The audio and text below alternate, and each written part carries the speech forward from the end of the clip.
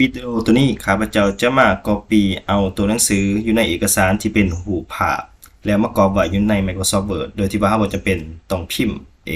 กสารหรือว่าพิมพ์ตัวหนังสือใหม่ทวิตให้เราเข้ามาที่ Google Chrome หลังจากนั้นเราเข้ามาที่ Google Chrome ให้ท่านพิมพ์เว็บไซต์ Google เข้าไปเมื่อเราเข้ามาสู่เว็บไซต์ของ Google เป็นที่เรียบร้อยแล้วให้ท่านเข้ามาที่ Google Lens อยู่เบื้องนี้เนาะมันจะมี Google Lens เข้ามานี่ซอกด้วยรูปภาพให้ท่านคลิกเข้าไปบัดนึงหลังจากนั้นให้ท่านอัปโหลดไฟล์รูปที่ท่านเอามาไว้อยู่ในคอมของท่านนั้นคลิกเข้าไปแล้วให้ท่านไปเลือกเอาไฟล์รูปที่ท่านต้องการ copy เอาตัวหนังสืออยู่ในรูปภาพมันออกมาเนาะโดยที่ว่าบ่จำเป็นต้องพิมพ์ใหม่ให้ท่านคลิกใส่รูปภาพที่ท่านต้องการแล้วกด Open หลังจากนั้น Google Lens มันจะเปิดไฟล์เอกสารขึ้นมาหลังจากนั้นให้ท่านคลิกใส่ในไฟล์นั้นเนาะแล้วให้ท่านกดใส่ว่าเลือกทั้งหมดแล้วให้ท่านมากดใส่สำเนา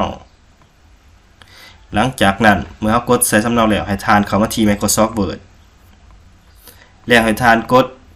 Ctrl กับตัว V แล้วจะเห็นว่าตัวหนังสือที่อยู่ในรูปภาพก็สามารถ copy มาไว้ใน Microsoft Word ซึ่งเราสามารถปรับแต่งได้ตามที่เราต้องการโดยที่ว่าเราบ่จำเป็นต้องไปพิมพ์เอกสารใหม่เจ้า